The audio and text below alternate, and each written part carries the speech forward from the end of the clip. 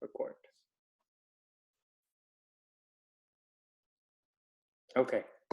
Hi, my name is Daniel Kang. This is... My name is Mario. And I'm Francis. We are part of Doctors Mantika clinical group, and we are doing a presentation on infectious mononucleosis.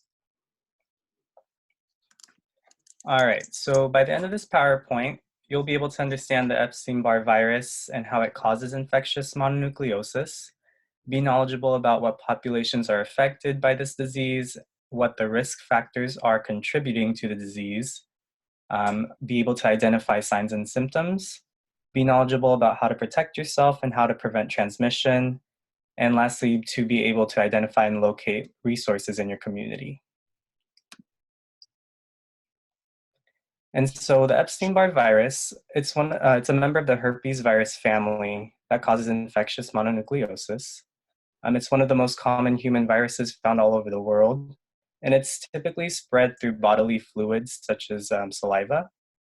And so what the virus does is once you are infected, the virus infects white blood cells, such as B lymphocytes and T lymphocytes. And these are important in your body because they provide immunity.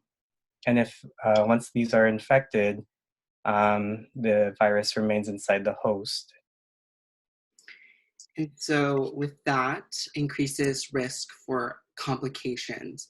So complications include multiple scoliosis and Hodgkin's disease.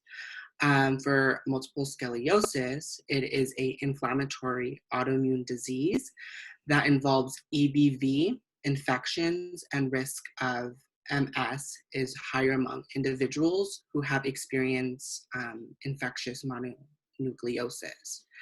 As for Hodgkin's lymphoma, it is a cancer that originates from specific types of white blood cells called lymphocytes.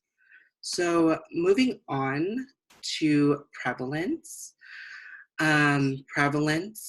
The incidence of infectious mononucleosis in the US is estimated about 500 cases per 100,000 per year.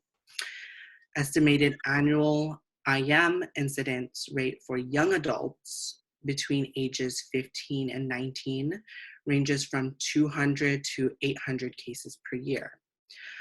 Prevalent in populations like college students, active military personnel, high school adolescents.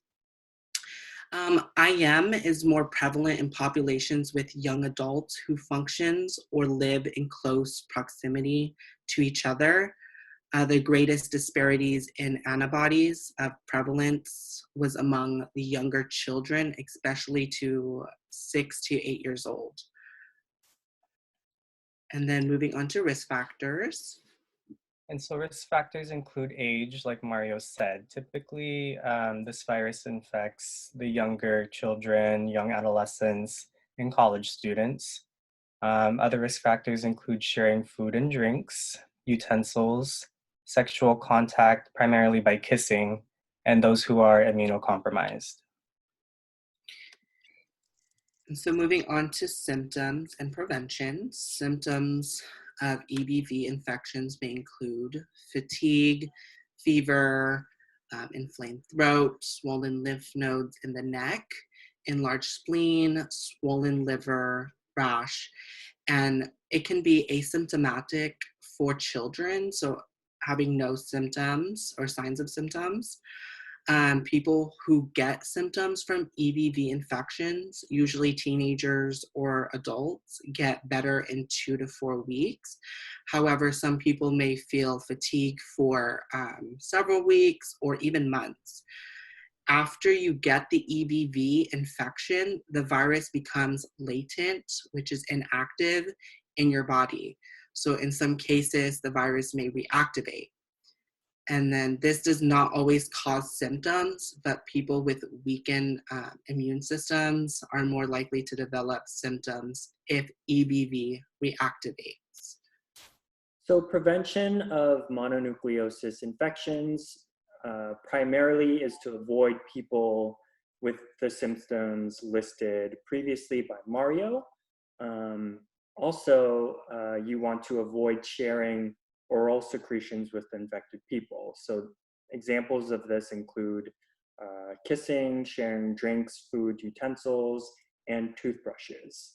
So once you are experiencing these symptoms, it's best that you stay hydrated, that you take plenty of rest, and take over-the-counter medications for pain and fever.